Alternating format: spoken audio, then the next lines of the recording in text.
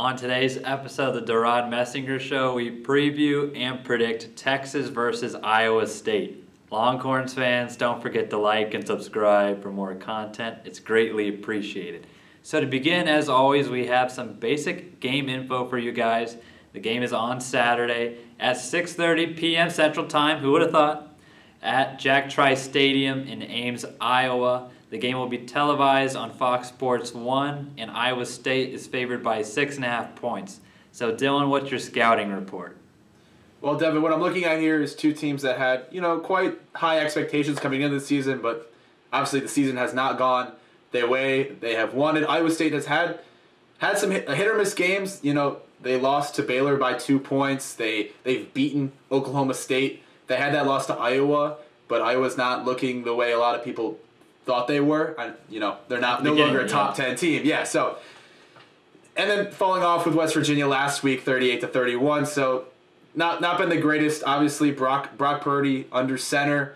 He had 185 passing yards last game, a touchdown. He's got the ability to scramble out of the pocket and get yards. He had 64 yards last week with a touchdown. But obviously, the big guy for Iowa State on offense is Breece Hall. He had 167 yards rushing and a touchdown. Devon, he's currently 5th place in total rushing yards. I believe it's 985. So he can really take the top of a defense, and this Texas defense is a team that loves to let up yards on the ground, Devon. So they love it a lot. So letting up yards like I love DQ. But yes. Do you have any more scouting report? And wide receiver Xavier Hutchinson, that I'm sure you'll touch on in a bit. He had 6 receptions, 51 yards. He's a really good receiver, but again, if he can not do those taunting penalties, that'll really help Iowa State in this matchup. I think taunting penalties hurt everybody, Dylan. But Breece Hall, as you said, he's leading the Big 12 in rushing. I know you're talking about his standing in the nation's rushing contest, but leading the Big 12. Bijan Robinson, might want to take that lead back after this weekend, but we'll see. As you mentioned, Brock Purdy is leading the way at quarterback. And Dylan, I would like to label this bowl for you, okay? This bowl that we are now proclaiming to be a bowl, not a regular season game, is the Disappointment Bowl, because as you mentioned, both teams came into the year with pretty high expectations.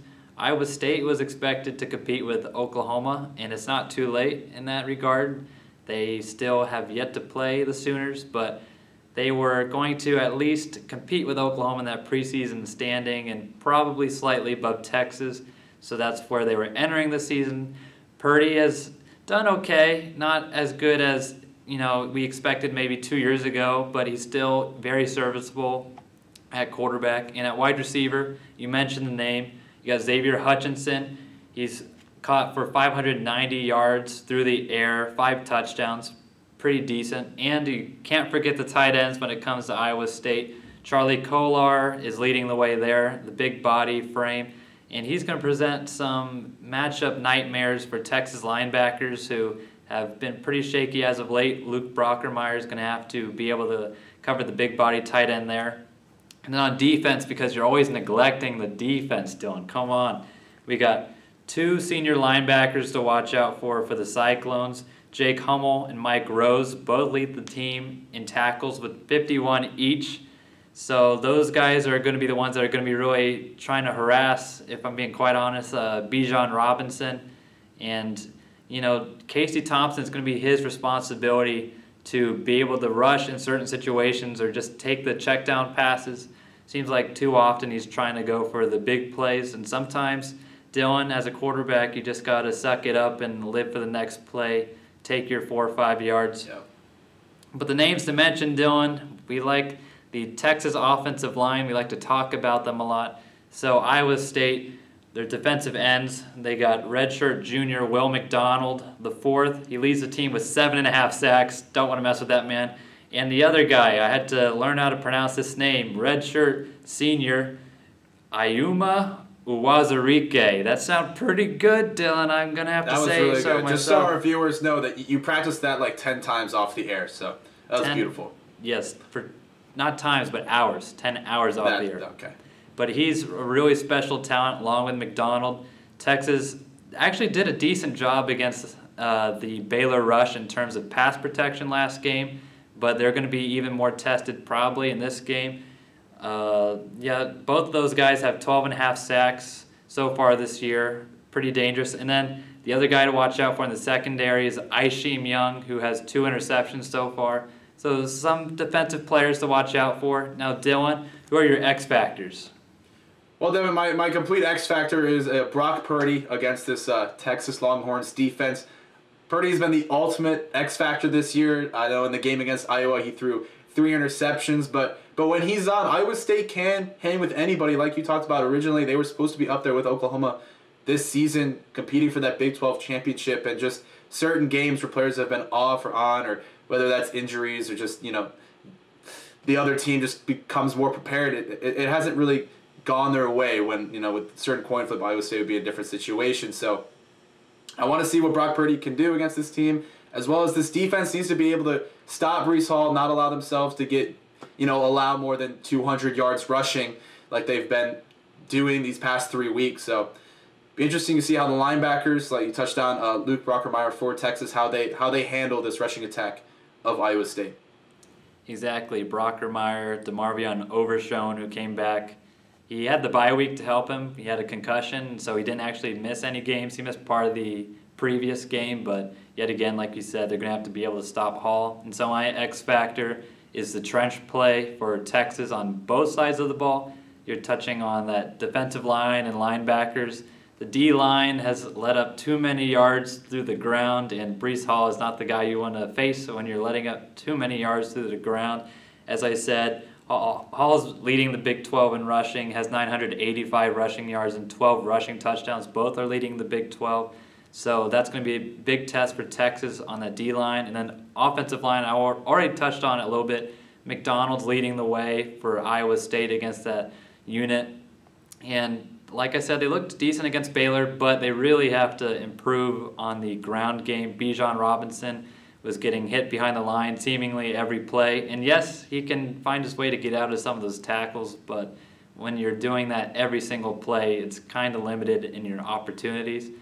So both, trench groups for Texas have to live up to their standard, and their standard's been pretty low so far this year. But Dylan, also, like I said, Casey Thompson, Bijan Robinson, wide receivers, you're going to have to get your 3-4 yards on first down, another 3-4 on second down at least, in order to get to a manageable third down situation, something they didn't do against Baylor, and they paid for it. I believe their third down conversions was below, let's say, 20%. It was very low against Baylor. You're going to have to put yourself into better situations moving forward. Now, Dylan, what's your danger level? Well, Devin, there's the saying that whatever team wants it the most is going to win this game. This game, Devin, is going to be defined by who wants to lose the most is going to lose this game. Sorry. So I'm giving this a 7. Texas has given up 3 straight leads in the fourth quarter against Oklahoma State, and Baylor. So the confidence level isn't great, but Iowa State is not on the same level as these other teams. This could be possibly a bounce-back game for Texas, especially Bijan Robinson, who only had 43 yards rushing last week. So that's why I'm giving it a 7. I'm also giving it a 7. This 6:30 start, Dylan, a little suspicious after the Big 12 has not been giving Texas the benefit of the doubt. And they haven't really deserved it, let's be honest, either. They've been getting a lot of 11 a.m. kicks. But 6:30 at Iowa State, you know what that means? I'm thinking maybe a blackout game for their jerseys, and that's always a dangerous time to play them. So I'm also, like I said, giving it a 7. It's going to be an interesting game.